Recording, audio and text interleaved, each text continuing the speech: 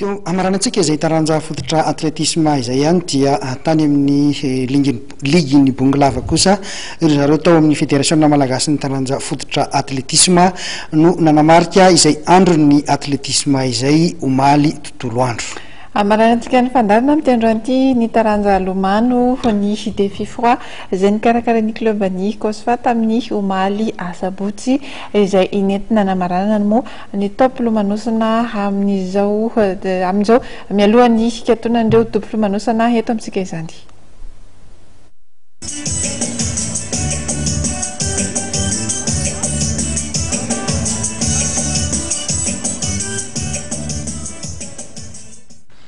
Ho famaranana ny top lomanosana 724 eto ampovoantany dia nikarakara ny fifaninanana défi froid 2014 ny Kosfa club natation izay natao teny amin'ny double lomanosany Betongolo ny asabotsy folome nozaraina skajy telo ny fifaninanana. Ny voalohany dia fandraisana anjara ny toby miaramila maromaro, faharoa kosa dia nahitana ireo orinasa sekoly fikambanana maro isan-karazany sy ireo mpakafy lomano amin'ny ankapobeny. Ireo matianana ny licencié avy amin'ny ligue sy ny fédération NQ nisy kajy farany. Ny piscine ny deuxième relais andreto école reto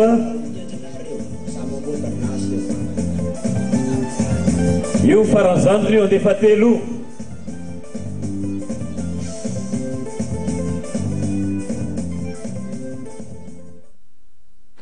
Nisongadina ny fandraisan'ny anjaran'ireo sembana na ny on the sport amin'ity anjara ity.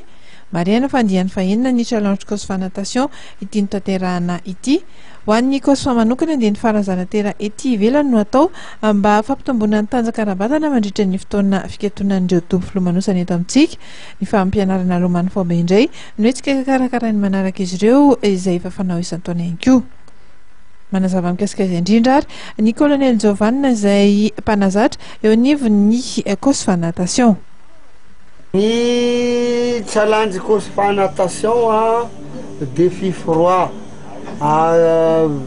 de 2014 dia karazana faninanana karakarain'ny Kosfa natation izy io anatin'ny famahoahana ny taranja lomano izay misokatra ho an'ny olona rehetra izay tia milomano na licencié na olona tsotra te ilomano dia mahazo mandray anjara amin'io.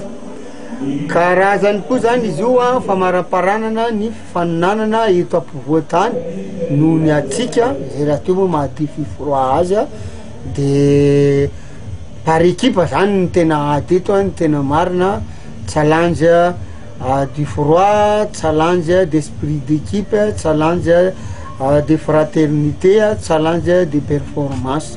Zay ny tena antony zany ka nantsona zany ny olona rehetrarehetra izy io efa andiny sisa avy eo amin'ny terimesatra sisa dia vahity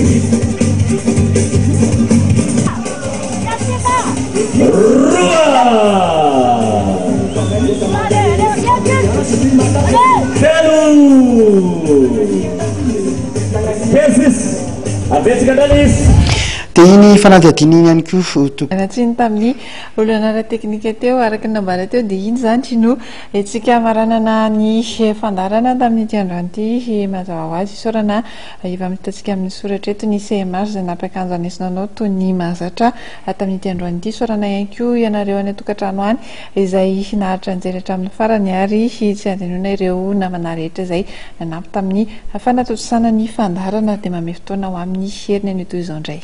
Azadiny fa ao anatin'ny gazety malaza izay mivoaka rahapisy dia misy ny fanadihadiana izay atolotry ny namana mbola tiana manokana iresahana ny fiadiana ny tompon-daka eran-tany ho an'ny baolina kitra izay atao any Brésil amin'ny volana Jona ho avy izao dia izay ihany koa nisy kajy efa herinandro maromaro tokoa izay nanao no nresantsika andreo sokajy izay mandray anjara ny A ny B C nisy kajy D indray no etsika rapitso nisy kajy D izay misy azo zay ny ekipa farany goava nisy goavana zany ahitana Costa Rica, Uruguay, Angleterre ary Italie. Dia izay tompon'ny lasy vavy no fampiatrantsika veloma amin'ny ity fandarana androany.